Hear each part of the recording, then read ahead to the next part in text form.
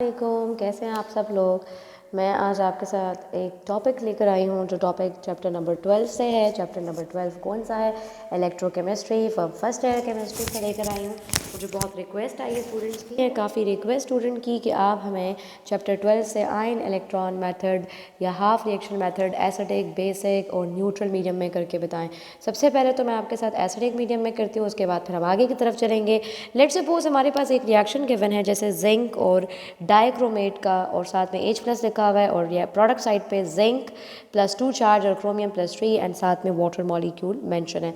As we all know that acidic medium का तो ऐसे पता चल जाता है कि भाई जिसमें प्रोटॉन ऐड हो जाते हैं, हमें समझ पड़ जाती है कि भाई ये रिएक्शन कैसा है, एसिडिक मीडियम में प्रोसीड कर रहा है। बिकॉज देखिए ना, रिएक्टेंट साइड पर H+ ऑलरेडी मेंशन है। अगर नहीं भी मेंशन और आपने एसिडिक मीडियम में करना है तो उसके लिए क्या क्या स्टेप रिक्वायर्ड है उसको डिस्कस करते हैं। सबसे पहला काम ये है कि आपने देखना है इक्वेशन को गौर से, उसको लिखना है एक दफ़ा फिर से, और उसके बाद उसको आपने असाइन करना है क्या, ऑक्सीडेशन नंबर असाइन करना है।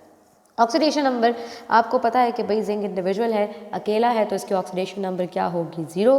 क्रोमेट के ऊपर पोटेशियम डाइक्रोमेट, इसमें पोटेशियम नहीं है, इसमें से K रिमूव हुआ हुआ है, इसलिए इसके ऊपर -2 चार्ज आपके पास आया हुआ है। ये -2 चार्ज आपके पास ये शो कर रहा है कि यहाँ से एक कैटाइन लॉस हो चुका है, ये एनाइन है, ये उसका एनाइन हिस्सा है। अगर कैटाइन इसके साथ मौजूद होता तो ये ऐसे होता K2Cr2O7, ये कैटाइन है इसका और ये इसका क्या है, एनाइन आपके पास है। ठीक है, फिर उसके बाद अब आपने इसको स्प्लिट करने के लिए हमने सबसे पहले इसके ऑक्सीडेशन नंबर और रिडक्शन नंबर को, ऑक्सीडेशन नंबर को देखना होगा। जैसे कि आप जिंक को देख रहे हैं, ये इंडिविजुअल है तो इसकी ऑक्सीडेशन स्टेट 0 है, जिंक के ऊपर +2 चार्ज है, तो इसकी ऑक्सीडेशन नंबर क्या हो गई है, इंक्रीज हो गई है फ्रॉम 0 to +2। तो हम ये कहेंगे भाई इंक्रीज इन ऑक्सीडेशन नंबर आई है, इट्स मीन दैट ये ऑक्सीडेशन हाफ हो गया। ठीक है, डाइक्रोमेट में देखें Cr2O7 को देखें, यहाँ पर गौर से देखें। लेट्स सपोज मैंने यहाँ पे इसको ऑलरेडी सॉल्व भी किया हुआ है। हम सबको पता है कि भाई ये कोऑर्डिनेशन स्फीयर होता है जिसके अंदर कैटाइन और एनाइन दोनों मौजूद हैं। इसके ऊपर अगर चार्ज -2 आ रहा है तो इसका मतलब ये है कि ये इन दोनों की वजह से बाहर चार्ज आ रहा है। हम सबको पता है कि भाई मैंने आपको पिछले टॉपिक में बताया भी था, नहीं बताया तो मैं इसके ऊपर एक टॉपिक और अपलोड कर दूंगी कि हमें कैसे पता चलेगा कि किसकी ऑक्सीडेशन स्टेट क्या है। उसकी ईजी ट्रिक्स मैं नेक्स्ट वीडियो में अपलोड कर दूंगी। ऑक्सीजन की ऑक्सीडेशन स्टेट हमें पता है कि ये ग्रुप 6 से है, 2 इलेक्ट्रॉन की डेफिशिएंसी है, ये एक नॉन मेटल है तो इसकी ऑक्सीडेशन स्टेट -2 है। यहाँ 7 ऑक्सीजन है, एक ऑक्सीजन की -2 है, तो 7 ऑक्सीजन की कितनी होगी, ऑब्वियसली दैट विल बी -14। अगर ये -14 है तो क्रोमियम कितना होगा, क्रोमियम कितना होगा कि बाहर चार्ज -2 आ जाए। अगर ये -14 है तो क्रोमियम को होना चाहिए +12। अगर ये -14 है, ये +12 है, तो बाहर चार्ज आ जाएगा -2। ये भी हो गया सेट। हमने बता दिया कि भाई यहाँ क्रोमियम की, एक क्रोमियम की नहीं 2 क्रोमियम है, यहाँ पर +6 है, तो भाई अगर एक क्रोमियम होगा तो कितनी होगी, सॉरी 2 क्रोमियम की +12 है, अगर एक क्रोमियम होगा तो कितनी होगी, दैट विल बी +6। यहाँ पर आप देखिए प्रोडक्ट साइड पे क्रोमियम सिर्फ एक ही है, इसीलिए हमने एक ही क्रोमियम की ऑक्सीडेशन स्टेट यहाँ पर मेंशन की है। क्यों? क्योंकि हम डील सिर्फ अभी के अभी एक क्रोमियम के लिए करें। तो +6 से ये किस में चेंज हो जाएगी, +3 में चेंज हो गई है, तो इस वजह से हम कहेंगे भाई डिक्रीज आ गया है फ्रॉम +6 से +3। तो ये कौन सा हाफ है, ये रिडक्शन हाफ हो गया। ठीक हो गया। ये जब आपने काम कर लिया, मतलब आपने असाइन कर दिया ऑक्सीडेशन नंबर भी और आपने इसको इक्वेशन को स्प्लिट कर दिया into oxidation half and reduction half. Second rule ये है कि भाई अब आपने बैलेंस करना है किसको, एटम्स को बैलेंस करना है। लाइक अगर जिंक यहाँ 2 हैं तो इसको भी 2 लगाकर बैलेंस कर लें, लेकिन जिंक तो ऑलरेडी बैलेंस है, इसको बैलेंस करने की ज़रूरत नहीं है।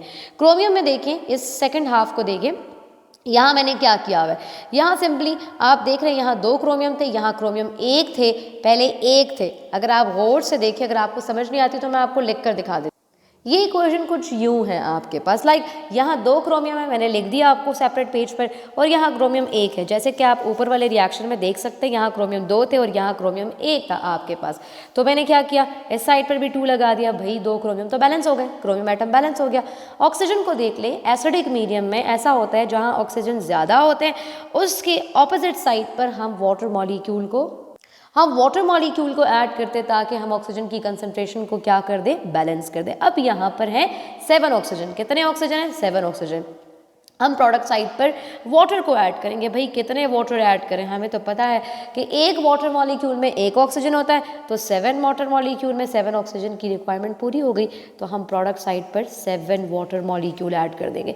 यहाँ भी 7 ऑक्सीजन हो गए, यहाँ पर भी 7 ऑक्सीजन हो गए, ये तो बैलेंस हो गया। लेकिन हाइड्रोजन को ज़रा गौर से देखें, 7 2s are 14 है, यहाँ तो हाइड्रोजन आयन एक है। अब क्या करें भाई, यहाँ अगर हम 14 हाइड्रोजन आयन लगा देते हैं तो इक्वेशन हमारे पास क्या हो जाती है, बैलेंस हो जाती है। यानी बात तो ऐसी हो गई कि हमने क्रोमियम एटम को भी बैलेंस कर दिया, ऑक्सीजन को भी बैलेंस कर दिया, हाइड्रोजन को भी बैलेंस कर दिया। नेक्स्ट स्टेप हमारे पास थर्ड है, balance the charges by adding electron. अगर आपने चार्ज को बैलेंस करना है तो सिर्फ और सिर्फ आप किसको ऐड करेंगे, इलेक्ट्रॉन। हमने पहली इक्वेशन में देख लिया था कि जो पहला हाफ है दैट इज ऑक्सीडेशन हाफ, और जो दूसरा हाफ है वो कौन सा हाफ है, रिडक्शन हाफ। हमें पता है कि भाई ऑक्सीडेशन में, मैं इसको करके बता देती हूँ सेपरेटली, कि जिंक अगर Zn+2 में चेंज हुआ है तो इसका मतलब है कि 2 इलेक्ट्रॉन लॉस हुए हैं, और लॉस ऑफ इलेक्ट्रॉन को तो हम राइट साइड पे लिखते हैं, तो 2 इलेक्ट्रॉन लॉस हुए। देखिए मैंने ऊपर इक्वेशन में लिख दिया। दूसरे इक्वेशन में क्या हुआ था, अब गौर से देखिए दूसरी इक्वेशन को, इसमें तो loss and gain of electron mention ही नहीं है। हमने देखा है भाई कि यहाँ पे क्रोमियम की ऑक्सीडेशन स्टेट थी एक क्रोमियम की +6, यहाँ पे एक क्रोमियम की ऑक्सीडेशन स्टेट थी +6, जबकि यहाँ पर भी ऑक्सीडेशन स्टेट कितनी है, +6। हम इस तरह बैलेंस नहीं करेंगे, हम ऐसे देखेंगे। देखिए अब यहाँ पर हम देखते हैं कि यहाँ पे एज अ होल डाइक्रोमेट पे चार्ज है -2, ठीक है, 14 प्रोटॉन है, तो साथ में 14 हम लिख देंगे। हमने +14 क्यों लिखा, हमने देखिए ये लिखा है 14H+। अब इसके चार्ज कुछ भी नहीं लिखा, सिर्फ प्लस लिखा हुआ है, तो इसका मतलब है +1 चार्ज। अगर आप 14 लगा लेंगे तो 14 1s are 14, यानी इस H+ के ऊपर +14 चार्ज है। -2 + 14 इज इक्वल्स टू +12, यानी लेफ्ट साइड पे चार्ज कितना है, +12 है। अगर आप इसको देखते हैं 2 3s are 6, यहाँ पे चार्ज आता है +6।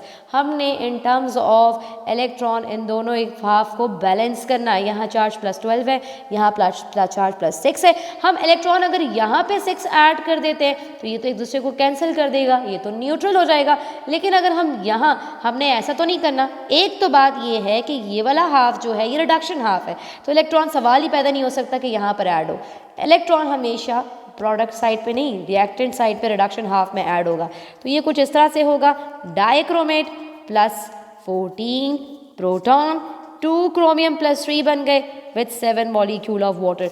हम क्या करेंगे, देखिए यहाँ चार्ज था +12, अगर मैं 6 इलेक्ट्रॉन ऐड कर देती हूँ तो ये तो सिर्फ +6 चार्ज रह जाएगा। भाई प्रोडक्ट साइड पे भी +6 चार्ज है, रिएक्टेंट साइड पे, तो इक्वेशन तो बैलेंस ही हो गई, सारा मसला ही ख़त्म हो गया। भाई मसला कैसे ख़त्म हुआ, हमने 6 इलेक्ट्रॉन प्रोडक्ट साइड पे नहीं रिएक्टेंट साइड पे ऐड करते। तो आप देख रहे हैं मैंने यहाँ 2 इलेक्ट्रॉन लिखे लॉस में, क्यों, क्योंकि ऑक्सीडेशन स्टेट 2 पे चली गई, यानी 2 इलेक्ट्रॉन इसने लूज कर लिए। और यहाँ पे मैंने +6 इलेक्ट्रॉन गेन करवा दिए, क्यों, क्योंकि इसके पास पहले +6 चार्ज था क्रोमियम पे, और अब इस क्रोमियम पे भी आपके पास आ रहा है चार्ज, सॉरी इस पे पहले चार्ज था +6 नहीं +12, अब कितना हो गया +6, इसलिए ये इक्वेशन क्या हो गई, ऐड करने से 6 इलेक्ट्रॉन बैलेंस हो गई। देखिए दोनों साइड पे +6 चार्ज आ गया, तो इक्वेशन बैलेंस।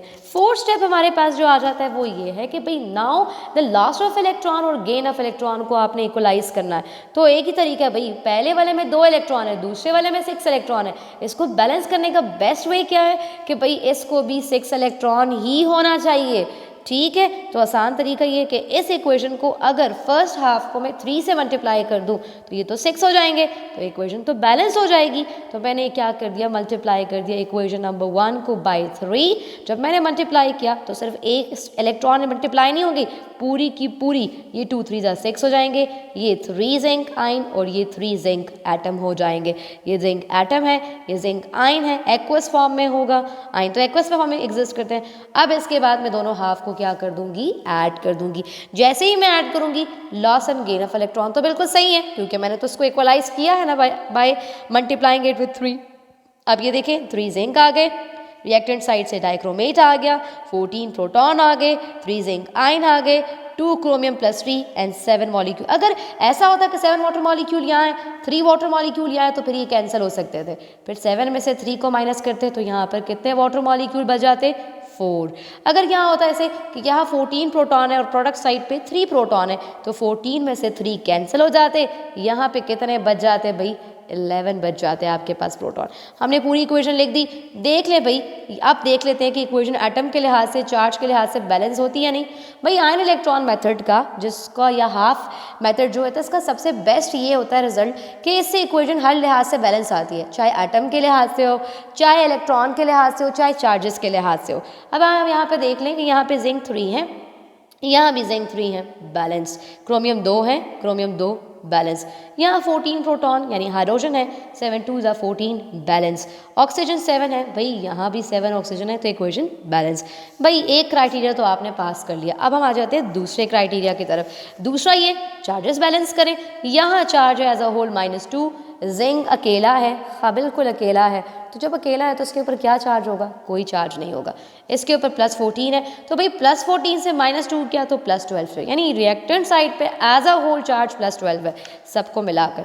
यहाँ पर 3 2 ज़ा 6, you know that as if explain in the previous section कि 3 + 2, यानी एक जिंक पे +2 चार्ज है, तो 3 पे कितना होगा, ऑब्वियसली 3 2 ज़ा 6 +6 +6 +12, तो दोनों साइड पे चार्जेस भी बैलेंस हो गए, एटम्स भी बैलेंस हो गई, इक्वेशन भी बैलेंस हो गई। ये है भाई इजी तरीका to find out the ion electron method और half reaction method in acidic medium. In the next video I am going to add the oxidation state, तो आप stay tune with me, like my video, subscribe my channel. Thank you, अल्लाह हाफिज़।